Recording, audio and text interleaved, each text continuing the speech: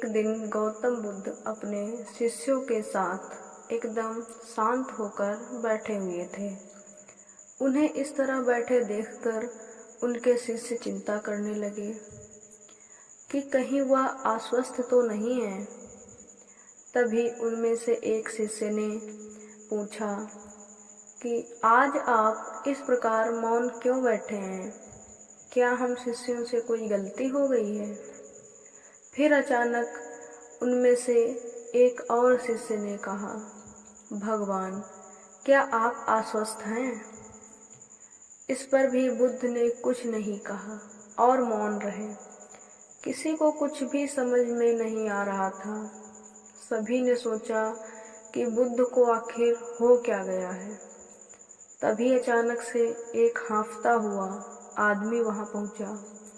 उसको बुद्ध के पास पहुंचने से पहले उनके शिष्यों ने उसे रोक लिया। शिष्यों के द्वारा रोकने पर वह आदमी जोर जोर से चिल्लाने लगा और बोला, गुरुजी, आप मुझे अंदर आने से रोक क्यों रहे हैं और मुझे अंदर आने की अनुमति क्यों नहीं मिल रही है? एक शिष्य ने कहा, हम तुम्हें गुरुजी के आज्ञा के बिना अंदर आने की अनुमति नहीं दे सकते हैं। इतना सुनते ही वह व्यक्ति अब और भी ज्यादा जोर से चिल्लाने लगा।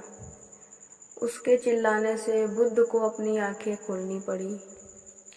बुद्ध के आंखें खोलते ही उस आदमी ने अंदर आने की पूरी कोशिश की, लेकिन फिर बुद्ध ने अपने शिष्यों से कहा, इस इंसान को अंदर मत आने देना।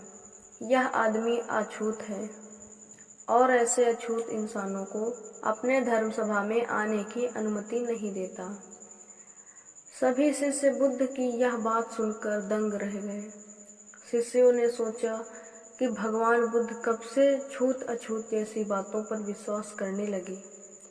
बुद्ध के कई शिष्यों ने उनसे पूछा, हमारे धर्म में तो जात पात का कोई भेद ही नहीं है, फिर वह अछूत कैसे हो गया? फिर बुद्ध ने समझाया, आज वह इंसान क्रोधित होकर यहाँ आया है और क्रोध से इंसान की एकाग्रता भंग हो जाती है। क्रोध में व्यक्ति मानसिक हिंसा कर बैठता है, इसलिए जब तक वह क्रोध में रहता है वो अछूत ही माना जाएगा। इसलिए उसे कुछ समय एकांत में ही रहना चाहिए। क्रोध से भरा शिष्य भी बुद्ध की सारी बातों को ध्यान से सुन रहा था। अब उसे पश्चाताप हो रहा था। अब वह समझ चुका था कि अहिंसा की महान कर्तव्य और परम धर्म है। उसे अपने किए गए व्यवहार पर पछतावा हो रहा था।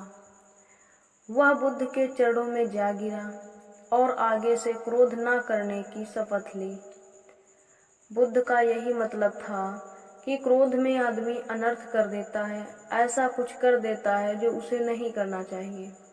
हालांकि बाद में उसे अपने किए पर पछतावा होता है। असली मायने में देखा जाए तो क्रोधित व्यक्ति अछूत हो जाता है और ऐसे में उसे अकेला ही छोड़ देना चाहिए। क्रोध करने से तन, मन और धन तीनों का नुकसान होता है।